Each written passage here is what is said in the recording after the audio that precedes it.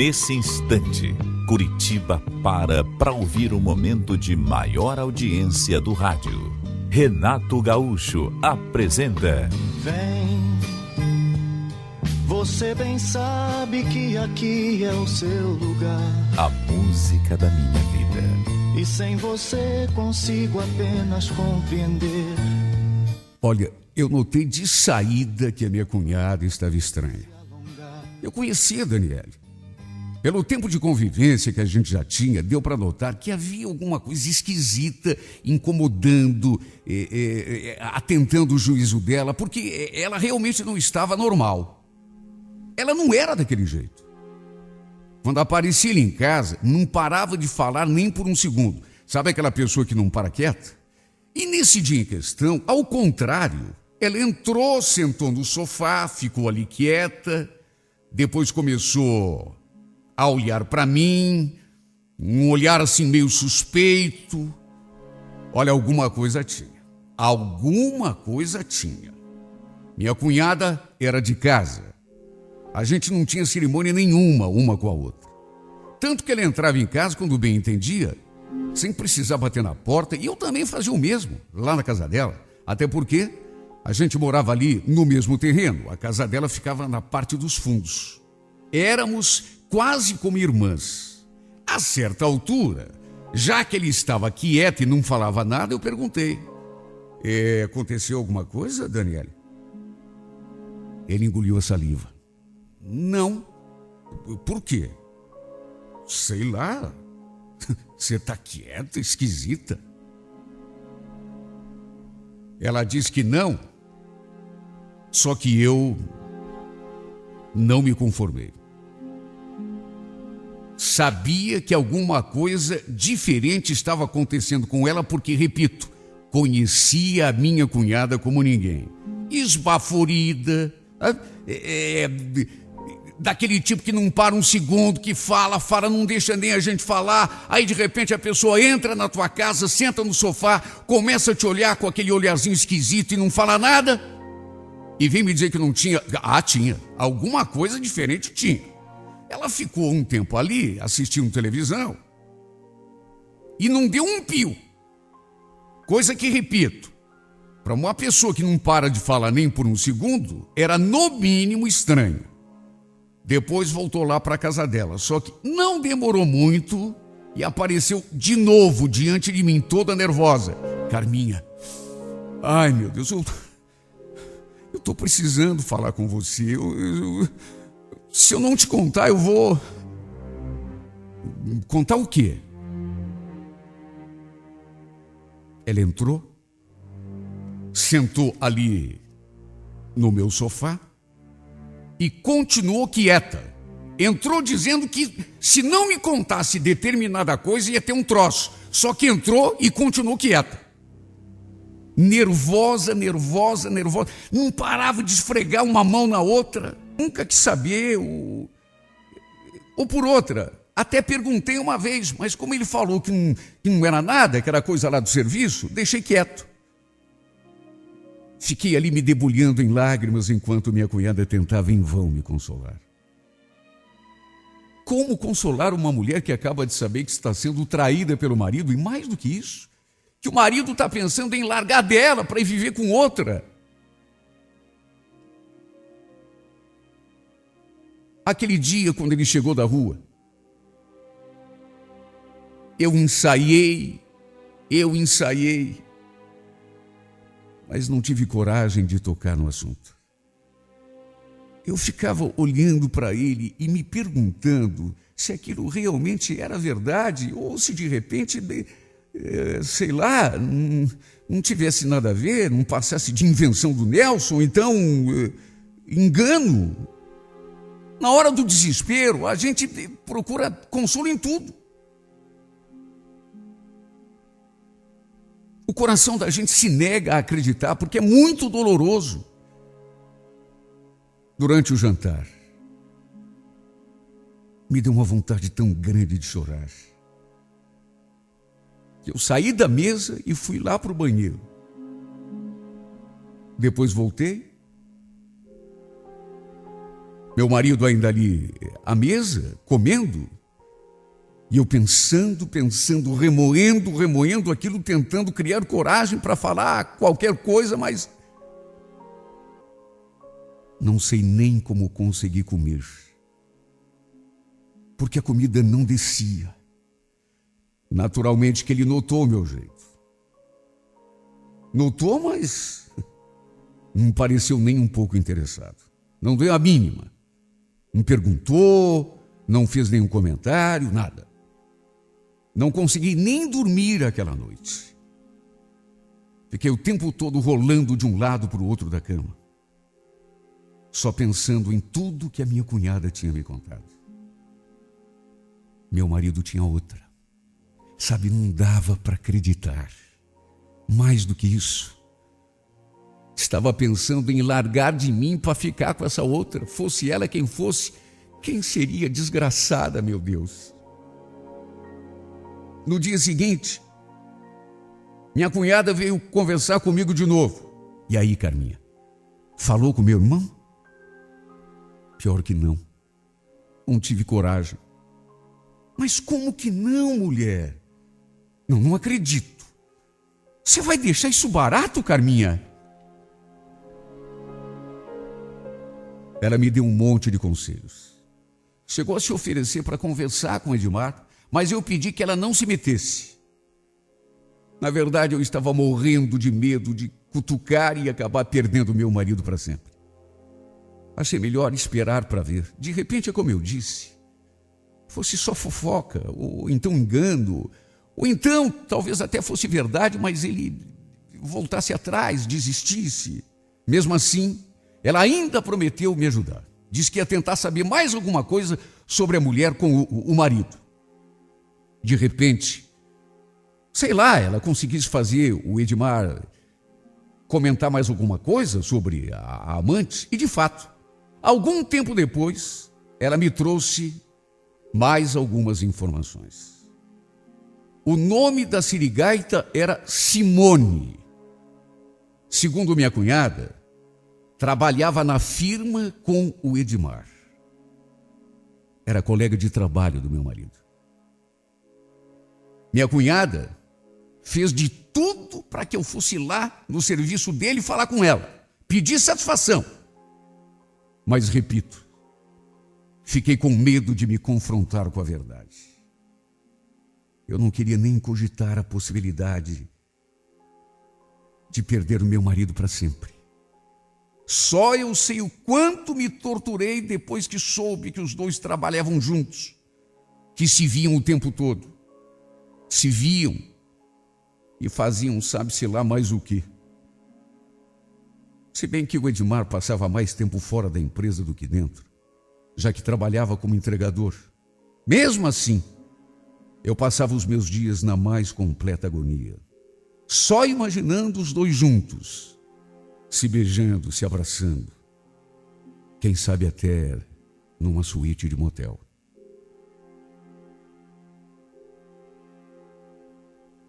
Um dia, depois de tanto minha cunhada me encher a cabeça e de tanto eu me torturar, resolvi seguir seu conselho. Fiquei um tempão parada na rua, perto da firma, criando coragem e também esperando que meu marido saísse com a van para fazer alguma entrega. Eu queria falar com a desgraçada, mas não queria que meu marido testemunhasse. Naturalmente que ali ninguém sabia quem eu era, muito menos que eu era a mulher do Edmar. Até porque aquela era a primeira vez que eu aparecia ali. Cheguei na recepção e pedi para falar com a Simone, mentindo que era uma conhecida dela. A moça da recepção pediu que eu sentasse, depois começou a fazer uma ligação, certamente avisando a tal que eu estava querendo falar com ela. Até que depois de algum tempo, vi surgir aquela mulher diante de mim. Meu coração, que já estava batendo forte, acelerou quando bati os olhos na infeliz. O pior, e como me dói dizer isso. O pior é que era bonita. É você que está querendo falar comigo? A minha voz saiu sumida. Quase nem saiu. Você, Simone? Ela confirmou, dizendo que era ela. Eu olhei para o seu rosto um pouco confusa e... Será que dava para a gente conversar num outro lugar? É que é um assunto particular. Claro, claro. Vamos até a minha sala. Me acompanhe, por favor, é por aqui.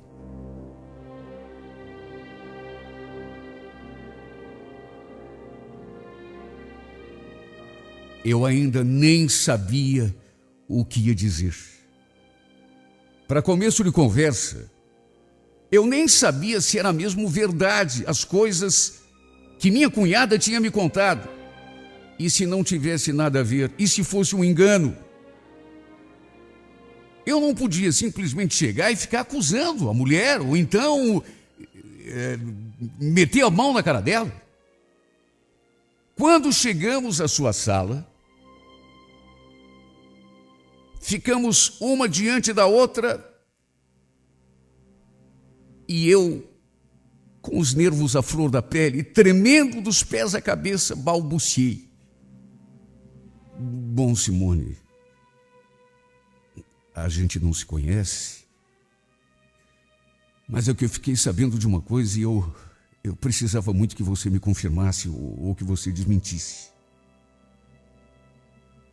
Não estou entendendo do que se trata. Você não sabe? Não. Meu nome é Carminha. Carmen. Eu sou esposa do Edmar. Quando falei aquilo, senti que ela mudou a expressão. A mulher empalideceu na mesma hora e arregalou o olho. Em vez de continuar falando, peguei um retrato do meu filho da bolsa e mostrei para ela. Ó, esse aqui é o nosso menino, o Julinho. Ela ficou olhando para a fotografia, mas não fez nenhum comentário. Ficou muda. Eu aproveitei. Olha, Simone, eu não sei se é mesmo verdade o que me falaram, mas eu precisava vir aqui conversar com você. Eu precisava vir aqui e olhar nos teus olhos. Por favor, Simone, olha para mim, olha para mim. Eu precisava te dizer isso olhando no teu olho. Que eu amo meu marido mais do que tudo na vida. Que a família que a gente tem é tudo que eu tenho. Que eu morro só de pensar que um dia ele me troque por outra mulher. Eu precisava te dizer isso.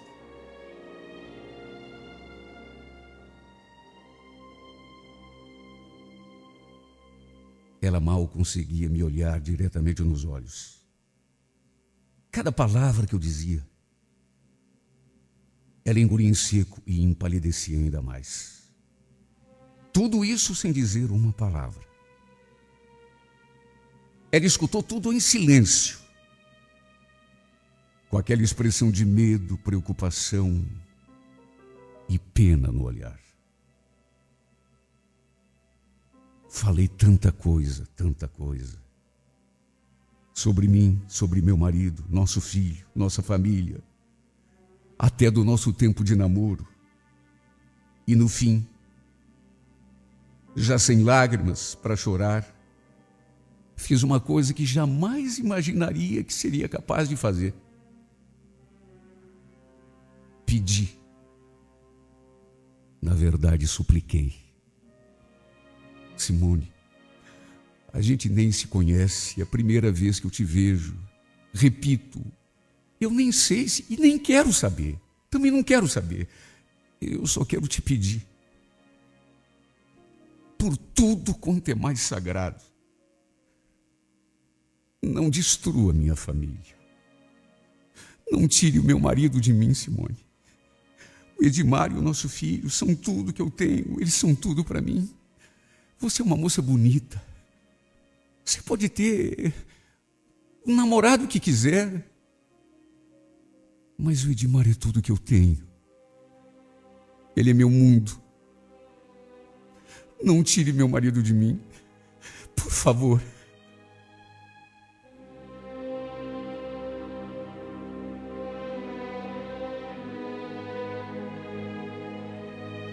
Cheguei a dizer que o nosso filho não tinha a saúde muito boa, o que de fato era verdade. Que precisava muito do pai por perto, que também ele iria sofrer muito se o Edmar se afastasse de nós. A verdade é que apelei para tudo. Tudo que me foi possível. Usei até a saúde frágil do nosso filho. Tudo para tentar despertar a misericórdia no coração daquela mulher. Em vez de brigar com ela, de lhe fazer acusações, de lhe dar uma lição de moral, ou então até, partir para agressão física, eu fiz diferente. Apelei para tudo quanto podia, para que ela se afastasse do meu marido, que não o roubasse de mim, que não destruísse a nossa família. Ela escutou tudo em silêncio, não disse uma palavra. Mesmo depois, no fim, quando eu já tinha dito tudo aquilo que queria dizer, ela não falou um A, continuou me olhando em silêncio.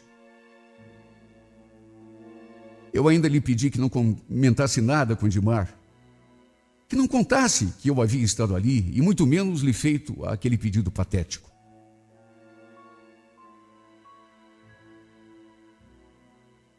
Hoje,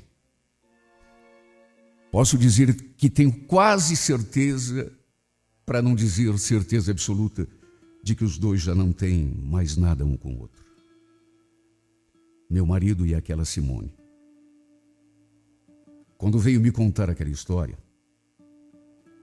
a Daniele me disse que o Edmar tinha comentado com o seu marido que estava pensando até em sair de casa, em me abandonar, a mim e ao nosso filho, para ficar com ela. Estava apaixonado pela outra. Só que já se passaram quase 8 meses e, graças a Deus, ele continua aqui do meu lado. Acredito que aquela mulher tenha pensado em tudo o que lhe falei aquele dia. E no fim, quem sabe até com pena de mim, tomou a decisão de se afastar dele. Sim, porque se a pessoa tem um pouco de vergonha na cara e, sobretudo, um pouco de dignidade e de coração, ela pensa 2 vezes para se envolver com uma pessoa comprometida. Naquele dia, inclusive, o Edmar chegou em casa do serviço esquisito. Eu notei, a cara fechada, até meio triste. E nos dias seguintes foi a mesma coisa. Ele ficou assim durante umas 2 semanas. Nem comigo ele falava. A expressão melancólica, sempre em silêncio, como se estivesse triste por alguma coisa. Tenho quase certeza de que os dois conversaram e que ela botou um fim no caso deles. Ele nunca me falou uma palavra a respeito disso. Talvez nem tenha ficado sabendo que eu estive lá conversando com a tal da Simone, até porque eu lhe pedi que não comentasse nada com ele. Eu podia ter feito tudo diferente. Aliás, para dizer bem a verdade, era a minha intenção. Na minha cabeça, até bater nela eu queria. Como qualquer pessoa normal, como qualquer esposa normal que sabe que está sendo traída pelo marido e tem a oportunidade de chegar diante da amante dele. Podia ter armado um escândalo, acabado com a raça daquela mulher, mas Hoje eu sei que se tivesse feito isso, meu marido ia perder o emprego e eu com toda certeza perderia meu marido. Acho que foi uma inspiração divina, porque eu não planejei fazer aquilo daquela forma. Foi na hora. Me deu uma tristeza tão grande e eu senti que se apelasse para a sensibilidade dela, para os sentimentos dela, ela iria se colocar no meu lugar. Iria dar um basta no caso que tinha com Edmar. E graças a Deus, tomei a atitude certa.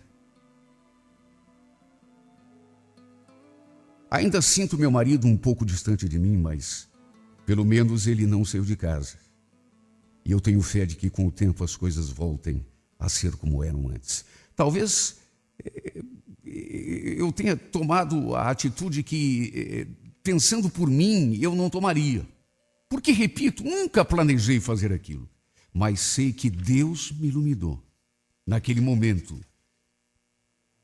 E eu falei o que devia ter falado do jeito como devia ter falado. Tanto é assim que deu o resultado que eu talvez não conseguisse se fizesse escândalo, se metesse a unha na cara dela. Fiz pelo bem da minha família, do meu filho. Vontade de bater nela eu até tive, mas engoli meu orgulho, minha raiva. Fui lá e me humilhei diante dela, a amante do meu próprio marido. Fui lá e supliquei, implorei que ela se afastasse do nosso caminho, que não acabasse com a minha família. E acho que a convenci. Acho que toquei seu sentimento quando lhe disse que se ela roubasse meu marido, estaria roubando o bem mais precioso que eu tinha na vida. Waiting for the noise till tears appear, the crying of the saint, the pining of a fool. I never had the time to pray. Waiting for a sound to come my way, I'm tired of